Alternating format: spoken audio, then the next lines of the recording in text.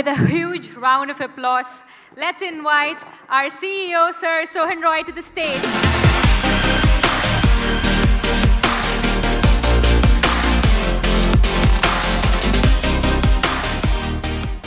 Good evening to all. നമസ്കാരം. ഒരുപാട് സന്തോഷമുണ്ട്. നമ്മളുടെ ഏരിയസ് കുടുംബാംഗങ്ങളിലെ അച്ഛനമ്മമാരൊക്കെ ഇവിടെ വന്നിട്ടുണ്ട്. കൊച്ചു കുട്ടികൾ തൊട്ട് അടുത്ത ജനറേഷനൊക്കെ ഇവിടെയുണ്ട്.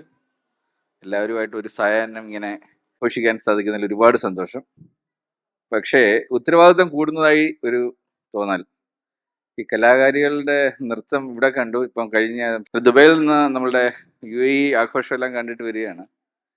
ഓരോ വർഷവും ഇങ്ങനെ ഏരിയസിൽ കലാകാരന്മാർ കൂടി ഞങ്ങൾ ഇടയ്ക്ക് ഇങ്ങനെ കലാകാരന്മാരുടെ എണ്ണം കൂടിയപ്പോഴാണ് നമ്മൾ ഐക്യരക്കോണത്തെ ഭിഷകരന്മാർ എന്ന് പറഞ്ഞ സിനിമ ചെയ്ത് കുറേ ആൾക്കാരെ വിക്ഷേപിച്ചു. പക്ഷേ അവരാരും പോയില്ല, അവരിവിടെ തന്നെ കറങ്ങി നടക്കുന്നുണ്ട്. ഇനിയിപ്പോൾ ഒരു മാർഗ്ഗമേ ഉള്ളൂ.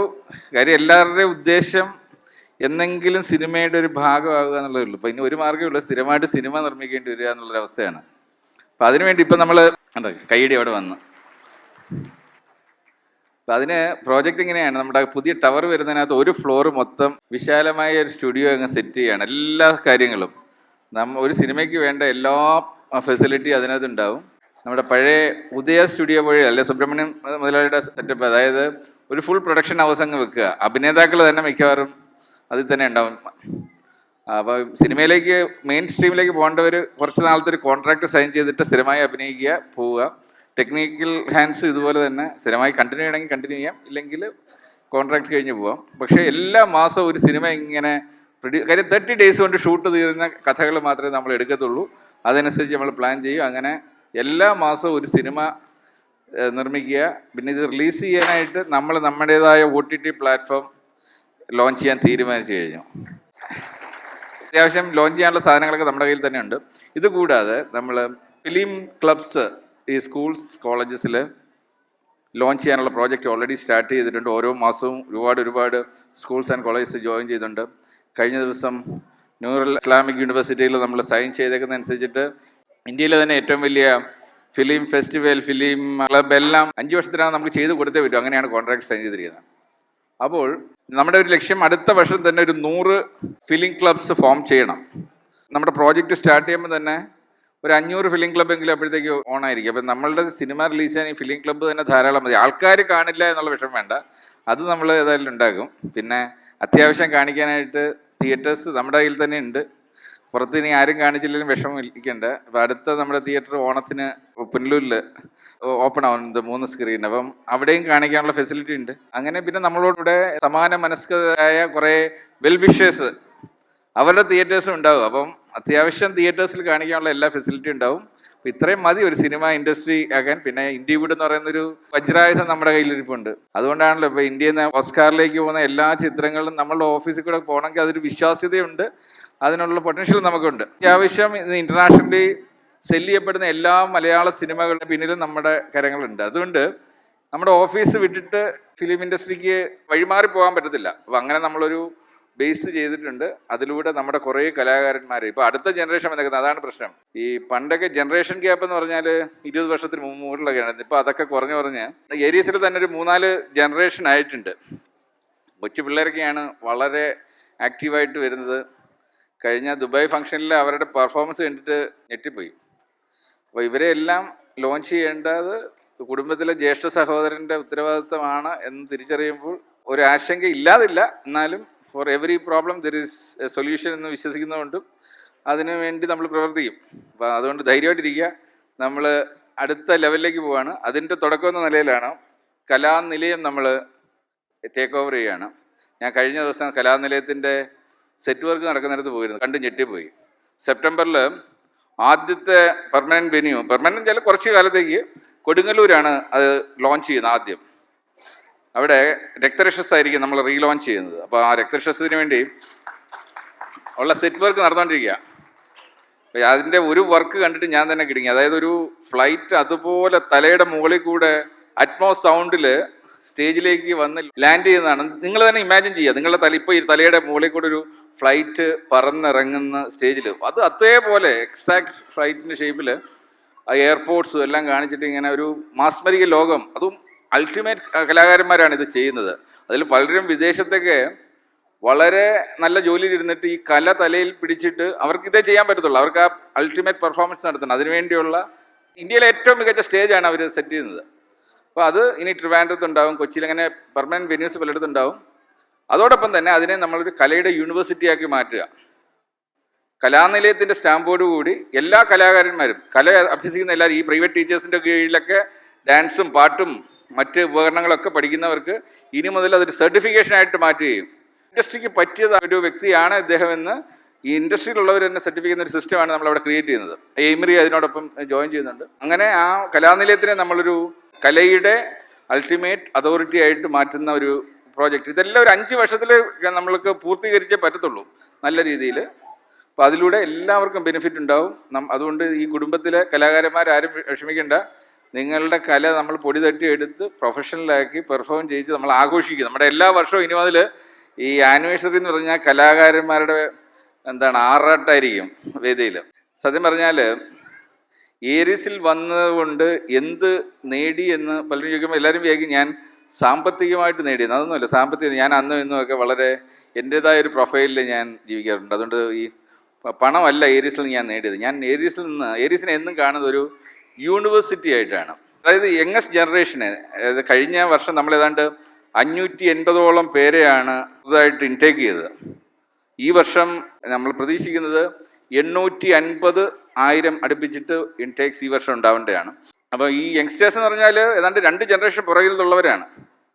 അപ്പം ഞാൻ അവരുമായിട്ട് ഒരു 2 മണിക്കൂർ സംവേദിച്ചപ്പോഴാണ് ഞാൻ തന്നെ മനസ്സിലാക്കുന്നത് ഞാൻ എത്രമാത്രം ഇവരിൽ നിന്നൊക്കെ അങ്ങ് അകന്ന് നിൽക്കുകയാണ്, അല്ലെങ്കിൽ ഇവരെന്നിൽ നിന്ന് എത്രയോ അകലെ നിൽക്കുകയാണ്. എൻ്റെ മനസ്സിലുള്ള പല വിഷൻസും അവർക്കൊന്നും മനസ്സിലായിട്ട് പോലും ഇല്ല. അപ്പം ഇന്നിപ്പം ഇവിടെ ഒരുപാട് ഈ ഫ്രഷേഴ്സിൽ ഒരുപാട് പേര് ഇവിടെ ഉള്ളതുകൊണ്ട്, കാര്യം നമ്മുടെ സീനിയർ ആൾക്കാരെല്ലാം സൈഡിലാണ്. അവർക്കാർക്കും ഇത് പങ്കെടുക്കാൻ പറ്റുന്നില്ല. എല്ലാവരും ലൈവായി കാണുന്നുണ്ടാവും.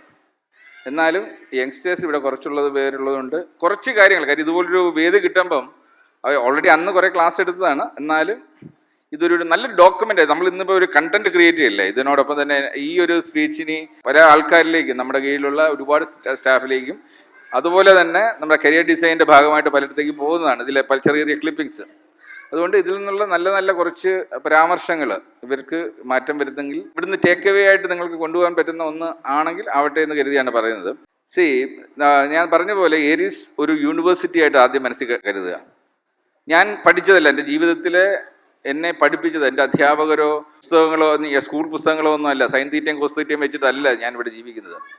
എന്നെ ഇന്നത്തെ ഞാനാക്കിയിരിക്കുന്നതിൽ ഏറ്റവും വലിയ പങ്ക് വഹിച്ചത് ഏരീസും അതുമായി ബന്ധപ്പെട്ട അതിൻ്റെ പ്രവർത്തനങ്ങളും ക്ലയൻസും ഏറ്റവും വലിയ അസറ്റ്സ് ആയിട്ട് ഞാൻ കാണുന്നത് ഇവിടുത്തെ എംപ്ലോയീസ് തന്നെയാണ്. കാര്യം ഇവർ ഓരോരുത്തരും ഒരു ജീവിതത്തിൻ്റെ ഒരു പ്രതിനിധിയാണ്. അപ്പം ഇവരുടെ ഓരോ പ്രോബ്ലംസുമായിട്ട് എൻ്റെ അടുത്തേക്ക് വരുമ്പോൾ മാനേജിങ് ഡയറക്ടേഴ്സിനൊക്കെ ഒഫീഷ്യലായിട്ട് എൻ്റെ അടുത്തേക്ക് എപ്പോഴും എല്ലാ ദിവസവും കടന്നു വരാനുള്ള അവസരമുണ്ട്. പക്ഷേ മറ്റുള്ളവർ പലപ്പോഴും അവരുടെ ഒരു പ്രോബ്ലം വരുമ്പോഴാണ് സമീപിക്കുന്നത്. സത്യം പറഞ്ഞാൽ അതിലേക്ക് ഇങ്ങനെ ഡീപ്പായി പോകുമ്പോഴാണ് അവരുടെ ഓരോ ലൈഫും ഒരു പാഠപുസ്തകമായിട്ട് മാറുന്നത്. അതിൽ നിന്ന് പലതും പഠിക്കുകയാണ്. ഓരോ അനുഭവങ്ങൾ എത്തുമ്പം ഇത് ഞാൻ എൻ്റെ ലൈഫിൽ ചെയ്യാൻ പാടില്ല, അല്ലെങ്കിൽ ഞാൻ ഇതിലും ബെറ്ററായിട്ട് ചെയ്യണം, അങ്ങനെ ഒരു പ്രാക്ടിക്കൽ ഓറിയൻറ്റഡ് ഒരു സ്റ്റഡീസിലൂടെയാണ് ഇവിടെ എത്തിക്കുന്നത്. ഇതൊക്കെ നിങ്ങൾക്ക് ചെയ്യാവുന്നതാണ്. അപ്പം എനിക്ക് ചെയ്യാൻ പറ്റുന്നത് ഞാൻ എടുത്ത കറക്റ്റീവ് ആക്ഷൻസും മറ്റും ഓരോന്നായി നിങ്ങൾക്ക് പകർന്നു തരിക. അത് തോക്കെടുത്ത് നിങ്ങളെ കൊണ്ട് ചെയ്യിക്കാൻ പറ്റില്ല, എങ്കിലും നിങ്ങളോട് റിക്വസ്റ്റ് ചെയ്യാം. ഒരു പരിധി വരെ എഫിസത്തിൻ്റെ തോക്കൊക്കെ എടുത്തു വെച്ചിട്ടൊക്കെ പറയാൻ പറ്റും. പക്ഷേ സ്വയം നിങ്ങൾ മാറിയില്ലെങ്കിൽ അതുകൊണ്ട് ഒരു പ്രയോജനമില്ല. എങ്കിലും എനിക്ക് ഏറ്റവും സന്തോഷം അന്നത്തെ 2 മണിക്കൂർ ക്ലാസ്സിന് ശേഷം ഒരുപാട് പേര് അവരുടെ മനസ്സ് തുറന്ന് എഴുതിയ കുറച്ച് കമൻസ് എനിക്ക് ഒരുപാട് സന്തോഷമുണ്ട്. കാര്യം ഞാൻ വിചാരിച്ചത് ഈ യങ്സ്റ്റേഴ്സിന് ഒരുപക്ഷെ എൻ്റെ ഭാഷ മനസ്സിലാവില്ല, എൻ്റെ വേവ് ലെങ്ത് മനസ്സിലാവില്ല എന്നൊക്കെയാണ്. ഒന്നുമല്ല, അവർക്ക് നന്നായിട്ട് മനസ്സിലായി. അവരിൽ പലരും അത് ജീവിതത്തിൽ പ്രാവർത്തികമാക്കാൻ ശ്രമിക്കുന്നു എന്ന് തന്നെ അറിഞ്ഞതിൽ വളരെ സന്തോഷമുണ്ട്. അപ്പം അന്ന് നമ്മൾ പറഞ്ഞതിൽ ഒരു കാര്യമുണ്ട്, നമ്മളുടെ ഹാപ്പിനെസ്സിനെ കുറിച്ചാണ് അന്ന് സംസാരിച്ചത്. കാര്യം ഏരീസിൽ നമ്മൾ പ്രവർത്തിച്ചുകൊണ്ടിരിക്കുന്നത് നിങ്ങളെല്ലാം കോടീശ്വരന്മാരാക്കുക എന്നുള്ളതല്ല നമ്മളുടെ ഗോള്. കോടീശ്വരന്മാർക്കും അപ്പുറം സന്തോഷം കൊണ്ട് നിങ്ങളെ കോടീശ്വരന്മാരാക്കാനാണ് നമ്മൾ ശ്രമിക്കുന്നത്. അതിലെ ഏറ്റവും വലിയ ഒരു അനുഭവം ഞാൻ ഏരീസിൽ നിന്ന് പഠിച്ചു പറയാം. സാമ്പത്തികപരമായി നോക്കിക്കഴിഞ്ഞാൽ ഇന്ന് ഏരീസിൽ ഏറ്റവും കൂടുതൽ ഉയരത്തിലെത്തിയ ഞാൻ കഴിഞ്ഞിട്ടുള്ള വ്യക്തി എന്ന് പറഞ്ഞാൽ ഈ ഹോളിൽ തന്നെ ഉണ്ട്. അദ്ദേഹം ജോയിൻ ചെയ്തത് തോന്നുന്നില്ല ഫസ്റ്റ് 2 മാസം പുള്ളിക്ക് സാലറി ഉണ്ടായിരുന്നു. കാര്യം പുള്ളിക്ക് കിട്ടുന്നത് ജീവിച്ചു പോകാനുള്ള സൗകര്യം, താമസവും ഫുഡും എല്ലാം ബേസിക് നേരത്തെ കൊടുക്കുന്നുള്ളൂ. പക്ഷേ അദ്ദേഹം ഹാപ്പിയാണ്, ഇന്ന് ഹാപ്പിയാണ്, ഇന്ന് ഹാപ്പിയാണ്, ഇന്ന് ഹാപ്പിയാണ്. പക്ഷേ ഇതൊക്കെ വിട്ടിട്ട് കേരളത്തിൽ തന്നെ ഞാൻ പറയാം 2016 ഇന്ത്യൻ പ്രസിഡന്റിന്റെ സാലറി 1.5 ലക്ഷം ഉണ്ടായിരുന്നുള്ളൂ. ഇന്നാണ് അത് വളരെ അധികം 2 ഇരട്ടിയും കൂടെ കൂട്ടി. ഈ 1.5 ലക്ഷം രൂപ ഇന്ത്യൻ പ്രസിഡന്റ് സാലറി വാങ്ങുന്ന സമയത്ത് നമ്മൾ അതിനേക്കാളും സാലറിയിൽ ഏതാണ്ട് 2 ഇരട്ടി 3 ഇരട്ടി വരെ സാലറിയിൽ ഇവിടെ ഏതാണ്ട് ഡിഫറെൻറ്റ് പ്രോജക്ട്സിനായിട്ട് 10ഓളം പേരെ നമ്മൾ പല സമയത്തായിട്ട് എടുത്തിട്ടുണ്ട്. ബിലീവ് മീ, ഞാൻ കണ്ടിട്ടുള്ളതിൽ ഏറ്റവും അൺഹാപ്പി, ഏറ്റവും പുവർ പെർഫോമിങ്, ഏറ്റവും ബാഡ് ആറ്റിറ്റ്യൂഡ്, ഒരിക്കലും അവരും രക്ഷപ്പെടത്തില്ല, അവരോടൊപ്പം നിൽക്കുന്ന നമ്മളും രക്ഷപ്പെടത്തില്ല. ഇവരാരും ഇന്ന് എക്സിസ്റ്റ് ചെയ്യുന്നില്ല, ഇവരൊക്കെ പൊഴിഞ്ഞു പോകേണ്ടി വന്നു. കാര്യം പറ്റില്ല, നമ്മളോടൊപ്പം യാത്ര ചെയ്യാൻ പറ്റില്ല. ഏറ്റവും സാമ്പത്തിക പ്രശ്നം, അതായത് അവരുടെ സാമ്പത്തിക പ്രശ്നം ഒരിക്കലും തീരത്തില്ല ഇത്രയും സാലറി കിട്ടിയിട്ടും. ഒരു കലാകാരൻ്റെ കഥ പറഞ്ഞു കഴിഞ്ഞാൽ വളരെ വിറ്റാണ്. ഇത് കോടികളുടെ സാമ്പത്തിക പരാധീനത നമുക്ക് ഉണ്ടാക്കിയിട്ടുണ്ട്. മിക്കവാറും എല്ലാവരും പലരും ഉണ്ടാക്കിയിട്ടുണ്ട്.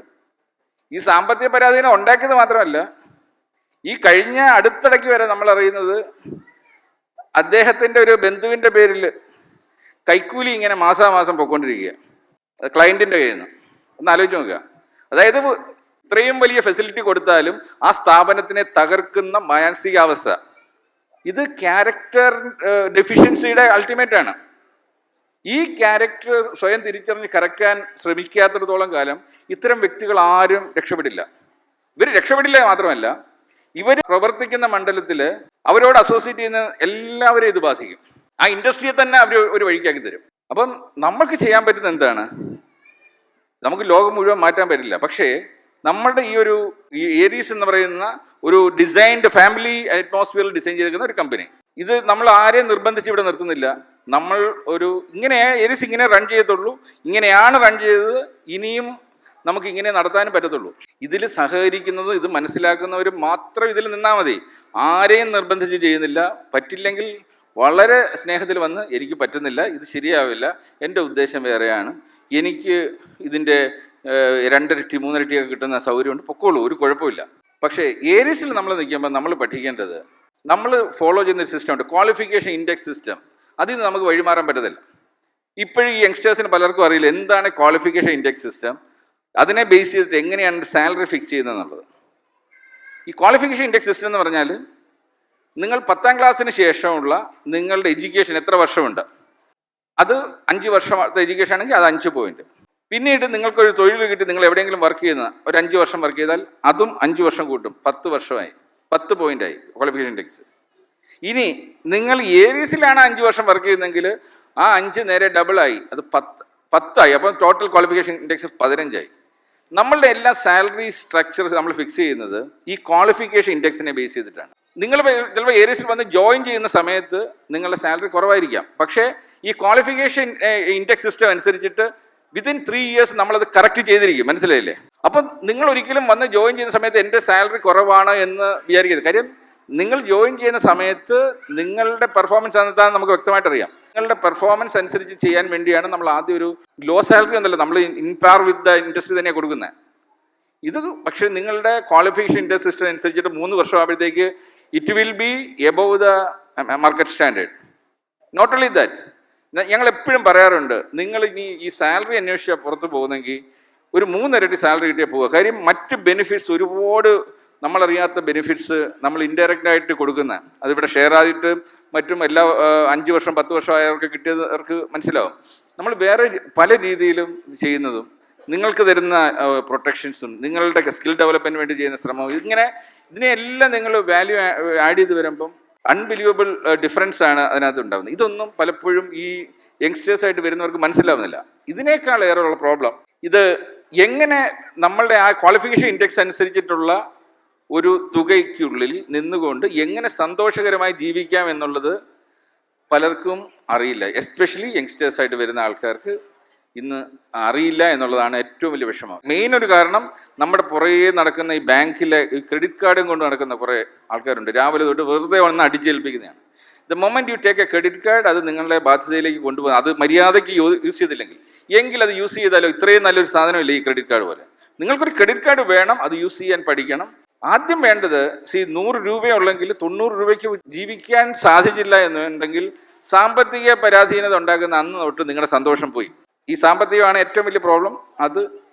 അതാണ് ഈ വർഷം നമ്മൾ ചെയ്യാൻ പോകുന്ന ഏറ്റവും വലിയ ശ്രമം എന്ന് പറഞ്ഞു കഴിഞ്ഞാൽ, ഹാപ്പിനെസ് ഡിപ്പാർട്ട്മെൻറ്റിൻ്റെ ഏറ്റവും വലിയ ഗോളും അതാണ്. എല്ലാവരെയും അതിപ്പോൾ എനിക്ക് ഈ കഴിഞ്ഞ ദിവസം ഈ ഒരു ഇൻട്രാക്ഷനിൽ നിന്നാണ് എനിക്ക് മനസ്സിലായത്, താഴെ ലെവലിൽ ഇതിനെക്കുറിച്ച് ഒരു ധാരണയില്ല. അപ്പം നമുക്ക് നിർബന്ധമായിട്ടും അത് സീനിയേഴ്സ് ആയിക്കോട്ടെ, സീനിയേഴ്സും പലരും ട്രാക്ക് ഔട്ട് ആവുന്നുണ്ട്. അത് നമ്മൾ പലപ്പോഴും ഇടപെട്ടിട്ട് അവരുടെ പ്രോബ്ലം സോൾവ് ചെയ്യുന്നുണ്ട്. അത് എല്ലാവരും ഇല്ല. ഇപ്പോൾ ഒരുപാട് പേർക്ക് എങ്ങനെ ജീവിക്കാനെ കുറിച്ച് വ്യക്തമായ ധാരണയുണ്ട്. നമ്മൾ ഈ വർഷം എടുക്കാൻ പോകുന്ന തീരുമാനം, ഇന്ന് ഇവിടുന്ന് ടേക്ക് അവേ ആയിട്ട് കൊണ്ടുപോകേണ്ട കാര്യമാണ്.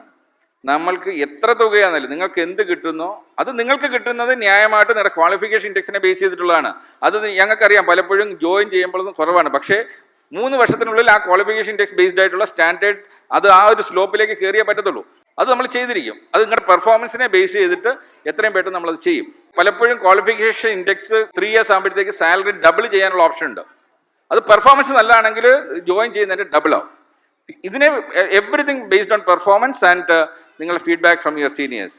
അപ്പം നിങ്ങളുടെ എഫിഷ്യൻസി കൂട്ടുക, എഫിസം എന്ന് പറയുന്ന ആ ടൂൾ ഉപയോഗിച്ചുകൊണ്ട് നിങ്ങളുടെ എഫിഷ്യൻസി കൂട്ടുക എന്നുള്ള ഒരു കാര്യം മാത്രമേ നിങ്ങൾക്ക് ഇതിനകത്ത് ചെയ്യാൻ പറ്റൂ. നിങ്ങളുടെ എഫിഷ്യൻസി എന്താണെന്ന് നിങ്ങൾക്ക് തന്നെ അറിയാം.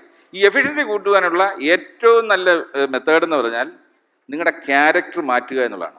നോർമലി ഈ 200 പാരാമീറ്റേഴ്സ് നമ്മൾ പറഞ്ഞേക്കുന്നത്, ഓരോ പാരാമീറ്റേഴ്സ് ചെയ്യുന്നതനുസരിച്ചിട്ടും നിങ്ങളുടെ ക്യാരക്ടർ മാറിക്കൊണ്ടേയിരിക്കും. നിങ്ങൾ പങ്ക്ച്വൽ ആവുകയാണെങ്കിൽ നിങ്ങളുടെ ക്യാരക്ടർ വേറെയാണ്. പങ്ക്ച്വൽ ആയ ഒരു വ്യക്തിയും പങ്ക്ച്വൽ ആവാത്തൊരു വ്യക്തിയും തമ്മിൽ 2 ക്യാരക്ടറാണ്. സമയത്തിനെ റെസ്പെക്ട് ചെയ്ത് തുടങ്ങും. ഇത് ഇതിനകത്തൊരു പാരാമീറ്ററാണ്. ഇതുപോലെ തന്നെ ആ ക്യാരക്ടർ ഡെഫിഷ്യൻസിയുടെ ഒരു 100ഓളം എലിമെന്റ്സ് നമ്മൾ കൊടുത്തിട്ടുണ്ട്. അതിൻ്റെ സ്കോർ ഷീറ്റ് ഉണ്ട്.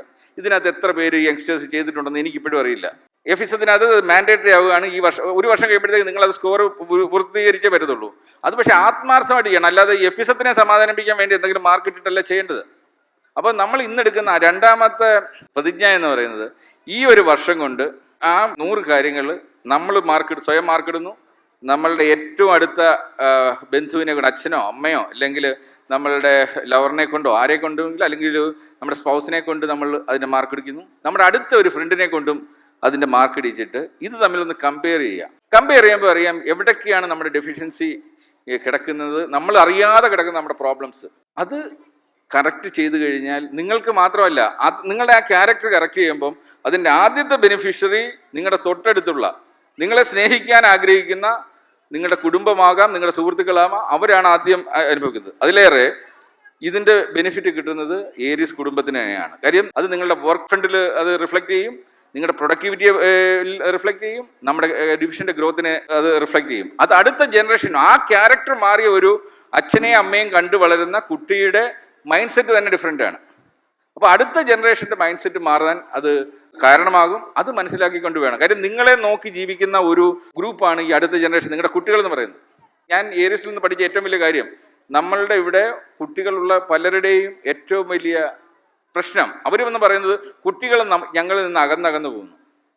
ഇത് ഈ റൂട്ട് കോസ് അനാലിസിസ് ഉണ്ടല്ലോ നമ്മളുടെ, ഈ റൂട്ട് കോസ് അവസാനം ഇങ്ങനെ പിടിച്ച് വരുമ്പോൾ മനസ്സിലായ കാര്യമാണ്, ഇതിൻ്റെ റൂട്ട് കോസിൻ്റെ മെയിൻ കാരണം കുട്ടികളല്ല, പ്രശ്നം ഈ അച്ഛനും അമ്മയും തന്നെയാണ്. സ്കൂളിലേക്ക് അയക്കുകയാണ് അവരെ നല്ല രീതിയിൽ വളർത്താൻ വേണ്ടി. ഈ ഇൻഡസ്ട്രിയെക്കുറിച്ച് ഒരുവിധ ധാരണയില്ലാത്ത നമ്മുടെ അക്കാഡമിക്സ് ഉള്ള വർക്ക് ലോഡ് മൊത്തം അങ്ങോട്ട് ഇടുക. 5 മണിക്കൂർ കഴിഞ്ഞ് പിന്നെ ട്യൂഷനും പോയി പഠിക്കേണ്ട രീതിയിൽ രാവിലെ തൊട്ട് ഇങ്ങനെ ഒരു കെട്ടും പാണ്ടുമായിട്ട് ഈ ട്യൂഷൻ എടുക്കുന്നവരെ, ഈ പഠിപ്പിക്കുന്ന 5 മണിക്കൂർ സ്കൂളിൽ പഠിപ്പിച്ച പാർട്ടികൾ തന്നെയാണ് വൈകിട്ട് ട്യൂഷൻ എടുക്കുന്നത്. ഈ വർക്ക് ലോഡ് കൊടുത്ത് ടീച്ചർ ഉടനെ വിളിച്ച് പറയും പേരൻസിനെ, കുട്ടി പെർഫോം ചെയ്യുന്നില്ല. ഉടനെ ഇവിടുന്ന് കുട്ടിക്ക് അടുത്ത പ്രഷർ കൊടുക്കുകയാണ്. ഈ സൈൻ തീറ്റയും കോസ് തീറ്റയും മനസ്സിലാവാത്ത കുട്ടിയെ ടീച്ചർ ചീത്ത പറയുന്നു. ഇത് കേട്ടിട്ട് അച്ഛനും അമ്മയും കൂടെ ചീത്ത പറയുന്നു. കുട്ടി സ്ട്രെസ്ഡ് ആവുകയാണ്. ഈ സ്ട്രെസ്ഡ് ആവുന്ന കുട്ടിക്ക് പിന്നെ റിലീഫ് കിട്ടുന്നത് ഇതുപോലെ ചീത്ത വിളി കേട്ടുകൊണ്ടിരിക്കുന്ന അവരുടെ സുഹൃത്തുക്കൾ കുറച്ച് പേരുണ്ടാവും, ഒരേ ഫ്രീക്വൻസി പോകുന്ന. അവരുമായിട്ട് അങ്ങോട്ടും ഇങ്ങോട്ടും അവരുടെ പ്രശ്നങ്ങൾ പറഞ്ഞ് അവർ അടുത്തടുത്ത് ഇരിക്കും. ഈ സ്ട്രെസ് കൊടുക്കുന്ന പേരൻസിൽ നിന്ന് അവർ അകലും. ഇങ്ങനെയാണോ വേണ്ടത്? ഇന്ന് കരിയർ ഡിസൈൻ്റെ ഭാഗമായിട്ട് ഞാൻ ഇന്നൊരു വീഡിയോ അയച്ചിട്ടുണ്ട്. ഒരു പത്മശ്രീ കിട്ടിയ അലിയുടെ സ്റ്റോറി അയച്ചിട്ടുണ്ട്. അത് നിങ്ങളെല്ലാം പേരൻസും പറ്റിയാൽ കാണണം. ഏതാണ്ട് 26 ലാംഗ്വേജസ് അറിയാവുന്ന ഒരു വ്യക്തി, സ്കൂളിൽ നിന്ന് പടിയിറങ്ങിപ്പോയ ഒരു വ്യക്തിയാണ്. സ്വയം കാര്യം അദ്ദേഹത്തിന് കിട്ടിയ 50,000 മണിക്കൂർ, പഠിക്കാൻ കിട്ടിയ 50,000 മണിക്കൂർ പുള്ളി 50ഓളം മേഖലയിൽ പ്രാവീണ്യം നേടി. ആ വീഡിയോ കണ്ടാലേ നിങ്ങൾക്ക് മനസ്സിലാവും എന്തൊക്കെ ഒരു വ്യക്തിക്ക് ചെയ്യാം. അതും ലക്ഷദ്വീപിൽ ജനിച്ച ഒരു വ്യക്തിയാണ്. ആ വ്യക്തിക്ക് എങ്ങനെ സ്വയം മോൾഡ് ചെയ്ത് മാറാൻ പറ്റുമെങ്കിൽ, ഒരു അലിക്ക് പറ്റുമെങ്കിൽ നമുക്കെല്ലാം പറ്റേണ്ടതാണ്. അതുപോലുള്ള കഴിവുള്ള കുട്ടികളായിരിക്കും നിങ്ങൾക്ക്. അതില്ലാതെ A+ കിട്ടാൻ വേണ്ടി അവരിലേക്ക് പ്രഷർ കൊടുത്തിട്ട് എന്താണ് A+ കിട്ടുന്നതാണ് ഏറ്റവും വലിയ കാര്യമെന്ന് വിചാരിച്ച് നടക്കുന്ന ഉണ്ടാവും. A+ ഒന്നും അല്ല, അതിനേക്കാളേറെ ഉയരങ്ങളിലേക്ക് എത്താവുന്ന കഴിവ് നിങ്ങളുടെ കുട്ടികളുണ്ട്. അത് അവരുടെ നന്മയെ കണ്ട് അതിനെ പരിപോഷിപ്പിച്ച് ദയവ് ചെയ്ത് ടീച്ചേഴ്സിന്റെ കയ്യിൽ കൊടുത്ത അവർക്ക് കൊടുക്കുന്ന സ്ട്രെസ്സിന്റെ പുറത്ത് നിങ്ങൾ സ്ട്രെസ് കൊടുക്കാതിരിക്കുക. അറ്റ്ലീസ്റ്റ് ഏരീസ് കുടുംബത്തിലെങ്കിലും അത് നടക്കാതിരിക്കട്ടെ. അതുകൊണ്ട് തന്നെയാണ് കരിയർ ഡിസൈൻ മേഖലയിലേക്ക് നമ്മൾ കുറച്ചുകൂടെ ഡീപ്പായിട്ട് ഇപ്പോൾ ഇറങ്ങി എല്ലാ മാസവും അവരെ കാണുന്നതും അവർക്ക് ടാർഗറ്റ്സ് കൊടുക്കുന്നതും അവരെ നല്ല രീതിയിൽ മോൾഡ് ചെയ്ത്, കാര്യം അവരുടെ കരിയറിന്റെ ഉത്തരവാദിത്തം മുഴുവൻ നമ്മൾ ഏറ്റെടുക്കുകയാണ്. ഏരീസിൽ അവർക്കൊരു സ്ലോട്ട് ഉണ്ട്, ഏരീസിനേക്കാളും മറ്റൊരു സ്ലോട്ട് അവർക്ക് കിട്ടുകയാണെങ്കിൽ അവരവിടെ പോട്ടെ. ഇന്നിപ്പം നമ്മുടെ ഈവന്റ് തന്നെ മാനേജ് ചെയ്യാൻ വേണ്ടി കുട്ടികളെ വേണമെന്ന് പറഞ്ഞ കാര്യം, അവരിലൂടെ ഈ ഈവന്റ്സ് മാനേജ് ചെയ്യുന്നതിലൂടെ അവരിലെ ലീഡർഷിപ്പ് സ്കില്ല് നമുക്ക് ഡെവലപ്പ് ചെയ്യണം. അവരാണ് നമ്മുടെ ഭാവിയുടെ പ്രതീക്ഷ. അവരെ ചെറുപ്പത്തിലേ നമുക്ക് നല്ല രീതിയിൽ അവരെ മോൾഡ് ചെയ്ത് കൊണ്ടുവരണം. നമ്മൾ നമ്മുടെ ഭക്തിക്ക് വേണ്ടി അമ്പലത്തിലും പള്ളിയിലൊക്കെ പോകുന്നു, ഒരുപാട് നല്ല കാര്യങ്ങൾ അവിടെ ഉണ്ട്. പക്ഷെങ്കിൽ നമ്മൾ കുട്ടികളെയും അവിടേക്ക് കൊണ്ടുപോകുമ്പം അവിടുത്തെ നന്മയുടെ നമ്മുടെ ലൈഫിൽ ആവശ്യമുള്ള എലിമെന്റ്സ് പ്രാക്ടീസ് ചെയ്യാൻ സാധിച്ചില്ലെങ്കിൽ ആ പോകുന്നതുകൊണ്ട് കാര്യമുണ്ടോ? എൻ്റെ വൈഫുണ്ട്, ദൈവത്തിരിപ്പുണ്ട്, കൃത്യമായിട്ട് ഗുരുവായൂർ രാവിലെ 3:30 എണീറ്റ് അമ്പലത്തിൽ പോകുന്ന വ്യക്തിയാണ്. ഈ കൃത്യനിഷ്ഠ മറ്റു കാര്യത്തിലൂടെ കാണിച്ചാലല്ല കാര്യമുള്ളൂ. ഈ അമ്പലത്തിൽ മാത്രം പോയിട്ട് കൃത്യനിഷ്ഠ കാണിച്ചിട്ട് കാര്യമുണ്ടോ? ഇതുപോലെ ആയിരിക്കണം. നിങ്ങൾ ഈ ഭക്തി കാണിക്കേണ്ട സ്ഥലത്ത് പോയി കാണിക്കുന്ന ചില അൾട്ടിമേറ്റ് പ്രവൃത്തികളുണ്ട്. ഇത് മറ്റു ജീവിതത്തിലൂടെ പ്രവർത്തിക്കാനിക്കൂടെ? പിന്നെ അടുത്ത സ്ട്രെസ് ഉണ്ടാക്കുന്ന ഏറ്റവും വലിയ പ്രോബ്ലം ഞാൻ എംപ്ലോയീസിൻ്റെ ഇടയിലുള്ള പറയാം. അത് എസ്പെഷ്യലി സ്പൗസസ്, എസ്പെഷ്യലി മെയിൽ എംപ്ലോയീസിൻ്റെ ഭാര്യമാർ അറിഞ്ഞിരിക്കേണ്ട കാര്യമാണ്. ഇതിൽ പലരുടെയും ജീവിതത്തിലെ 90% പ്രശ്നങ്ങളും അവർക്ക് കിട്ടുന്നത് ഭാര്യമാരുടെ കയ്യിൽ നിന്ന് തന്നെ. ഇതാണ് ഹാപ്പിനെസ് ഡിപ്പാർട്ട്മെന്റിന്റെ ഈ വർഷത്തെ കാര്യം. സ്പൗസ് സാലറി വാങ്ങുന്ന ആൾക്കാരെ എങ്കിലും ദയവ് ചെയ്ത് പറഞ്ഞ് മനസ്സിലാക്കിയിട്ട് അവർക്ക് അത്യാവശ്യം വർക്ക് ഫ്രണ്ടിലെ സ്ട്രെസ്സൊക്കെ അവർ പ്രൊഫഷണലി അവർ ഹാൻഡിൽ ചെയ്യുന്നുണ്ട്, അവർ സോൾവ് ചെയ്യുന്നുണ്ട്. ഇതൊക്കെ കഴിഞ്ഞിട്ട് വീട്ടിൽ അവരൊരു ടെൻഷൻ ഫ്രീ ആയിട്ട് ചെല്ലുമ്പോഴായിരിക്കും അവിടുന്ന് എങ്ങനെ ഇത് കറക്റ്റ് ചെയ്തേ പറ്റൂ. കാര്യം നമ്മൾ അനലൈസ് ചെയ്തപ്പോൾ നമ്മൾ ഇത്രയും ഇവരെ എംപ്ലോയീസിനെ എല്ലാം ഹാപ്പി ആക്കി അവരുടെ പ്രൊഫഷണൽ സ്ട്രെസ്സൊക്കെ കുറയ്ക്കാനുള്ള ശ്രമം നടത്തുമ്പോൾ അതിലേറെ കിട്ടുന്ന സമയം ഒരു പ്രശ്നമാക്കി മാറ്റുന്നത് അതും നമുക്ക് കറക്റ്റ് ചെയ്യേണ്ടിയിരിക്കുന്നു. അപ്പം ഇതൊക്കെയാണ് ഈ വർഷത്തെ നമ്മുടെ ലക്ഷ്യങ്ങൾ. സിനിമയൊക്കെ 2 വർഷം കൂടെ എടുക്കും. കാര്യം നമ്മുടെ സ്റ്റുഡിയോ കഴിഞ്ഞ് വരാൻ 2 വർഷം എടുക്കുക ബിൽഡിങ്ങിൻ്റെ പണി കഴിയാൻ, അപ്പോഴേ സിനിമ വരത്തുള്ളൂ. പക്ഷേ അതിനിടയ്ക്ക് നമുക്ക് ചെയ്യാൻ പറ്റുന്ന ഇത്തരം ചില കാര്യങ്ങളുണ്ട്. അതിനുവേണ്ടി എല്ലാവർക്കും നമുക്ക് ഒരുമിച്ച് പോകാം. ഈ ഒരു വേദിയിൽ വെച്ച് ഞാനിത് പറയുന്നത് ഇതൊരു കണ്ടന്റായി മാറി ഇന്നിവിടെ വരാത്തവർക്ക് കൂടി ഇതിൻ്റെ പ്രയോജനം കിട്ടട്ടെ. ഇതിലൂടെ ഒരാളെങ്കിലും മാറിയാൽ ഇന്ന് ഞാൻ ഇവിടെ വന്ന് സംസാരിച്ചതിന് ഒരു പ്രയോജനം ഉണ്ടാവും. അല്ലെങ്കിൽ വെറുതെ ഇവിടെ വന്ന് കുറേ നേരം പ്രഭാഷണം നടത്തി അതുകൊണ്ട് എനിക്കും കാര്യമില്ല നിങ്ങൾക്കും കാര്യമില്ല. ഇത്രയും വാല്യുബിൾ ഒരു വേദിയിൽ ഒരു 3-4 കുട്ടികൾക്ക് നന്നായിട്ട് പെർഫോം ചെയ്യേണ്ട സമയം ഞാൻ അപഹരിച്ചു എന്നുള്ളൊരു പേരുദോഷം വരും. അതുണ്ടാവരുത്. അതോടൊപ്പം വേണ്ട നമ്മൾ ഈ മനസ്സിൻ്റെ കാര്യവും ജോലിപ്പിൻ്റെ കാര്യവും എല്ലാം പറഞ്ഞു. ഇനി വേണ്ട ഹെൽത്തിൻ്റെ കാര്യമാണ്. ഈ വർഷം ഹെൽത്തിൻ്റെ കാര്യത്തിൽ വളരെയധികം ഫോക്കസ്ഡ് ആവണം. നമ്മൾ അതിനുവേണ്ടിയാണ് മെഡിക്കൽ ടൂറിസം തന്നെ തുടങ്ങിയത്. രോഗം വരുന്നതിന് മുമ്പേ കണ്ടുപിടിച്ച് അത് പരിഹരിക്കുവാനുള്ള ശ്രമം. Prevention is better than cure എന്നുള്ള ഒരു ആശയം. ഒരു 10 വർഷം കൂടെ എക്സ്ട്രാ ജീവിച്ചിരിക്കാനുള്ള ശ്രമം. മരുന്നില്ലാതെ ജീവിക്കുക. എങ്ങനെയെങ്കിലും ഡെയിലി 10 മരുന്നും ഇഞ്ചക്ഷനും എല്ലാം അടിച്ചിട്ടുള്ള അത് വേണ്ട. ഇതില്ലാതെ ജീവിക്കാനുള്ള ലൈഫ് സ്റ്റൈൽ ചേഞ്ചിൻ്റെ ശ്രമം. ഇതൊക്കെ കൂട്ടായിട്ട് പോകണം. ഇപ്പം ഞാൻ ഇവിടെ ഈ ഒരു വേദിയിൽ വെച്ച് ഇപ്പം ഞാനൊരു പ്രതിജ്ഞ എടുത്തു കഴിഞ്ഞാൽ എനിക്ക് ചെയ്തേ പറ്റൂ. നാളെ എനിക്ക് നിങ്ങളെ ഫേസ് ചെയ്യാൻ പറ്റത്തില്ല. ഇപ്പം എൻ്റെ ജീവിതത്തിൽ ഇപ്പം ഞാൻ ബാക്കി എല്ലാം ആക്കി. എൻ്റെ ഏറ്റവും വലിയൊരു വറി എൻ്റെ ഒരു ഹെൽത്ത് വെച്ചാൽ മെഡിക്കൽ ചെക്കപ്പ് നടത്തിയപ്പം പെർഫെക്റ്റ് ആണ്. ഞങ്ങൾ സലൈവ ടെസ്റ്റ് നടത്തി. ഏതാണ്ട് 400ഓളം ഡിസീസ് നമുക്ക് 5 വർഷത്തിന് മുമ്പ് തന്നെ കണ്ടുപിടിക്കാവുന്ന സലൈവ ഇവിടുന്ന് സ്പെയിനിൽ അയച്ചിട്ട് ടെസ്റ്റ് ചെയ്യുന്നൊരു ലേറ്റസ്റ്റ് മെത്തേഡാണ്. അപ്പം അതിനകത്ത് നമ്മുടെ ബയോളജിക്കൽ ഏജ് കിട്ടും. അപ്പം അവർ പറഞ്ഞേക്കുന്നത് എൻ്റെ വയസ്സ് 6 വയസ്സ് ഞാൻ യങ്ങറാണ്. അത് ഇനി ഒരു 5 വയസ്സ് കുറയ്ക്കാൻ പറ്റും. ഞാനൊരു 15 കിലോയും കൂടെ കുറച്ച് കഴിഞ്ഞാൽ.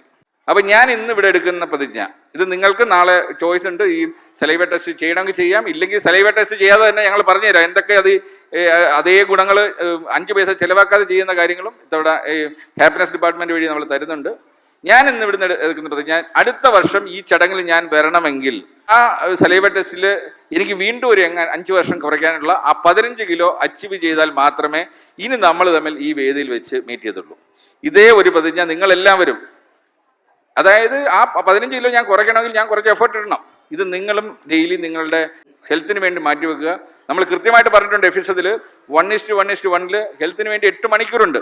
കൂടുതലൊന്നും പറയുന്നില്ല. 8 മണിക്കൂർ നന്നായിട്ട് ഉറങ്ങുക, 1 മണിക്കൂറെങ്കിലും വർക്കൗട്ട് ചെയ്യുക, ഫുഡ് ഹെൽത്തി ഫുഡ് കഴിക്കുക, ആവശ്യത്തിന് വെള്ളം കുടിക്കുക, കുറച്ച് ബ്രീത്തിങ് എക്സസൈസും കൂടി അതിനോടൊപ്പം ചെയ്യുക. ആ 8 മണിക്കൂറിനേക്കാളും കൂടുതൽ 1 മിനിറ്റ് പോലും ശരീരത്തിന് വേണ്ടി മാറ്റിവെക്കേണ്ട. പക്ഷേ ആ 8 മണിക്കൂർ എഫക്റ്റീവായിട്ട് മാറ്റിവെക്കണം. നിങ്ങൾ മാത്രമല്ല, നിങ്ങളുടെയോടൊപ്പം ഉള്ളവരും. നിങ്ങൾ രോഗിയായിരിക്കില്ല, പക്ഷേ ഒന്ന് ആലോചിച്ച് നോക്കുക, നിങ്ങളുടെ കുടുംബത്തിലെ ഏത് വ്യക്തിയും, നിങ്ങളുടെ അച്ഛനാവട്ടെ, അമ്മയാവട്ടെ, കുട്ടികളാവട്ടെ, നിങ്ങളുടെ സ്പൗസ് ആവട്ടെ, ഇവർക്ക് ആർക്കെങ്കിലും രോഗം വന്നു കഴിഞ്ഞാലും നിങ്ങൾക്ക് ആക്ച്വലി രോഗിയാവുന്നതിനേക്കാളും ബുദ്ധിമുട്ടാണ് രോഗിയെ ചികിത്സിക്കുന്ന ഒരു അവസ്ഥ എന്ന് പറഞ്ഞാൽ. അപ്പോൾ അതുണ്ടാകാതിരിക്കാൻ വേണ്ടി അവിടെ നമ്മൾ കോംപ്രമൈസ് ചെയ്യുന്ന എന്തിലാണ്? നമ്മുടെ സന്തോഷത്തിലാണ്. നിങ്ങൾക്ക് എല്ലാം ഉണ്ട്, നിങ്ങൾക്ക് പണമുണ്ട്, ജോബുണ്ട്, എല്ലാം ഉണ്ട്. ആരോഗ്യം നഷ്ടപ്പെടുന്ന ഒരു അവസ്ഥയിൽ നിങ്ങളുടെ ഹാപ്പിനെസ് മുഴുവൻ, ഇന്നലെ വരെ ഹാപ്പി ആയിരുന്ന ഒരു വ്യക്തി ടോട്ടലി അൺഹാപ്പി ആവുന്ന ഒരു അവസ്ഥ. ആ വ്യക്തി മാത്രമല്ല, ആ വ്യക്തിയുമായി ചുറ്റും നിൽക്കുന്ന എല്ലാവർക്കും പ്രശ്നം ഉണ്ടാവുന്ന ഒരവസ്ഥ. നമുക്ക് മരണം മാറ്റി നിർത്താൻ പറ്റത്തില്ല. ഒരു ദിവസം നമ്മളുടെ പടവും ഇതുപോലെ ഈ വേദിയിൽ പ്രദർശിപ്പിക്കപ്പെടുന്നതാണ്, അത് ഉറപ്പാണ്. പക്ഷേ ആ പ്രദർശിപ്പിക്കുന്ന ദിവസം നമുക്ക് വേണമെങ്കിൽ 10 വർഷം നീട്ടാം. നമ്മളൊന്ന് മനസ്സ് വെച്ചാൽ മതി. അതിന് എന്തൊക്കെ പ്രവർത്തിക്കണം എന്നുള്ളതിൻ്റെ രൂപരേഖ നമ്മൾ ഹാപ്പിനെസ് ഡിപ്പാർട്ട്മെൻറ്റ് വഴി എല്ലാവരിലും എത്തിക്കുന്നതാണ്. പക്ഷേ അത് പ്രാവർത്തികമാക്കേണ്ടതിൻ്റെ ഉത്തരവാദിത്വം നിങ്ങൾക്കാണ്. അത് നമുക്ക് കൂട്ടായിട്ട് ചെയ്യാം. കാര്യം നിങ്ങളുടെ ഒരു അസുഖം, ഈ കൂട്ടത്തിൽ ആരുടെ അസുഖം വന്നാലും കമ്പനി ഏറ്റെടുക്കും. നിങ്ങൾക്ക് അതിനെക്കുറിച്ച് വെറി ചെയ്യേണ്ട കാര്യമില്ല. നിങ്ങൾക്ക് നിങ്ങളുടെ എന്ത് ഹെൽത്ത് ഇഷ്യൂ ഉണ്ടെങ്കിലും ഏരീസിൻ്റെ പ്രത്യേകതയാണ്, ഏരീസിന് മാത്രമുള്ള പ്രത്യേകതയാണ്. അത് നമ്മൾ അഭിമാനത്തോടുകൂടി പറയുന്നത്. നമ്മളുടെ കുടുംബത്തിലെ ഒരാളുടെ പ്രശ്നം നമ്മൾ ഒരിക്കലും കൈവിട്ട് കളയില്ല. അത് ഏത് ലെവലിൽ പോയി നമ്മൾ ഹെൽപ്പ് ചെയ്തിരിക്കും. പക്ഷേ ആ ഒരു കമ്മിറ്റ്മെൻറ്റ് കമ്പനി കാണിക്കുമ്പോൾ തിരിച്ചൊരു കമ്മിറ്റ്മെൻ്റ് ഉണ്ട്. നിങ്ങൾ ആ ശരീരത്തിനെ, നിങ്ങൾ ഈ ക്ഷേത്രത്തിലും പള്ളിയിലും ഒക്കെ കാണിക്കുന്ന ആ ഉത്സുകത, നിങ്ങളുടെ ശരീരമാണ് ക്ഷേത്രമെന്ന് തിരിച്ചറിഞ്ഞുകൊണ്ട് അതിനെ പരിപാലിക്കേണ്ടതുപോലെ പരിപാലിച്ച്, അത് ഓർഗൻ ഡൊണേഷനിൽ നമ്മളൊക്കെ സൈൻ ചെയ്തപ്പം നമ്മുടെ മനസ്സിൽ കയറേണ്ട ആദ്യത്തെ ചിന്ത, അതിൻ്റെ ബെനിഫിഷ്യറി ഞാനായിരിക്കണം. ആദ്യത്തെ വ്യക്തി ഞാൻ ഓർഗൻ കൊടുക്കുമ്പം അത് നല്ല ഒരു കണ്ടീഷനിലായിരിക്കണം എന്നുള്ള ഒരു ചിന്ത വന്നാൽ മാത്രമേ ഈ ഓരോ ഓർഗൻ എന്തിനു പ്രവർത്തിക്കുന്നു എന്നെങ്കിലും നിങ്ങൾ തിരിച്ചറിഞ്ഞു തുടങ്ങുന്നുള്ളൂ. ഇപ്പോഴും ഇവിടെ ഇരിക്കുന്ന പലർക്കും അറിയത്തില്ല എന്തിനാ പാൻക്രിയാസ്, എന്താ ലിവർ ചെയ്യുന്നത്, ഇത് പലർക്കും അറിയില്ല. ഇതൊക്കെ നമുക്ക് ഈ ഒരു വർഷം കൊണ്ട് ഓരോ ഓർഗൻ എന്തൊക്കെയാണ്, അതൊക്കെ എന്തൊക്കെ ചെയ്യുന്നുണ്ട്, അതെങ്ങനെ പരിപാലിക്കുക എന്നൊക്കെ മനസ്സിലാകുമ്പോഴാണ് അടുക്കളയ്ക്കകത്ത് പ്രവർത്തിക്കുന്ന മഹതികളാണ് കൂടുതലും പ്രവർത്തിക്കുന്നത്. മഹാന്മാരെല്ലാവരും ആ ഫ്രിഡ്ജെങ്കിലും മാസത്തിൽ ഒരു തവണ ക്ലീൻ ചെയ്യാൻ ശ്രമിക്കത്തുള്ളൂ. ഞങ്ങളിപ്പോൾ അത് കാരണമാണ് കുട്ടികളെ തവണ കരിയർ ഡിസൈനിൽ കുട്ടികൾക്ക് കൊടുത്തേക്കുന്ന അസൈൻമെൻറ്റാണ് ആ ഫ്രിഡ്ജ് കൃത്യമായിട്ട് ക്ലീൻ ചെയ്യണം എന്നുള്ളത്. ഇതോടൊപ്പം തന്നെ നിങ്ങൾ ഉപയോഗിക്കുന്ന ഓയിൽ എന്താണ്, അതിനകത്ത് ഏതിനകത്താണ് പാരഫിൻ വാക്സ് ഉള്ളത്. ഞാൻ ഇന്നലെ ലഞ്ച് കഴിക്കാൻ എടുത്ത് ചെന്ന് കഴിഞ്ഞപ്പം ഞാൻ ആദ്യം ചോദിച്ചത് ഇത് മൊത്തം ഓയിലാണല്ലോ, ഞാൻ എന്തിനാ ഈ ഓയിലെല്ലാം കൂടെ വാരി കുടിക്കുന്നത്? ഈ ഓയിൽ ഒഴിച്ചാലല്ല ഈ കറിക്കകത്തെല്ലാം കൂടെ ഓയിൽ വരും. അപ്പോൾ ഓയിൽ ആവശ്യമുള്ളത് ഉപയോഗിച്ചുകൊണ്ട് ഈ വിഷമെല്ലാം കൂടെ കയറ്റിയിട്ട് ഈ പെപ്സി അടിച്ച് കയറ്റുമ്പോഴാണ് ശരീരം ഇത് മൊത്തം പുറത്തേക്ക് പെപ്സി ആയിട്ടല്ല കളയുന്നത്. എന്തിനാണ് ഈ ലോഡ് കൊടുക്കുന്നത്? ഇങ്ങനെയുള്ള ആവശ്യമില്ലാത്ത ഭക്ഷണമൊക്കെ മാറ്റി നല്ല ഉറക്കത്തിനെ കുറിച്ച് വലിയ ധാരണ പലർക്കും ഇല്ല. നിർബന്ധമായിട്ട് ഉറങ്ങാനുള്ള സമയം ഉറക്കത്തിന് വേണ്ടി മാറ്റി വെക്കുക. ഇതൊക്കെ ചെയ്ത് അടുത്ത വർഷം കാണുമ്പോൾ ലൈവ് ടെസ്റ്റ് ചെയ്യുന്ന ആരെങ്കിലും ഉണ്ടെങ്കിൽ അടുത്ത തവണ ഒരു 2 വയസ്സെങ്കിലും കുറച്ചിട്ട് വരാനുള്ളൊരു ശ്രമം നടത്തുക. ഇല്ലെങ്കിൽ തന്നെ കാണുമ്പോൾ തന്നെ അറിയാം എത്ര വയസ്സ് കുറഞ്ഞിട്ടുണ്ടെന്ന്. അപ്പോൾ ഈ വർഷത്തെ ആൽബവും അടുത്ത വർഷത്തെ ആൽബവും കൂടെ എടുത്തു നോക്കുമ്പോൾ ചെറുപ്പമായി എല്ലാവരും ഇരിക്കട്ടെ എന്ന് ആശംസിച്ചുകൊണ്ട് വാക്കുകൾ നിർത്തുന്നു. നന്ദി, നമസ്കാരം.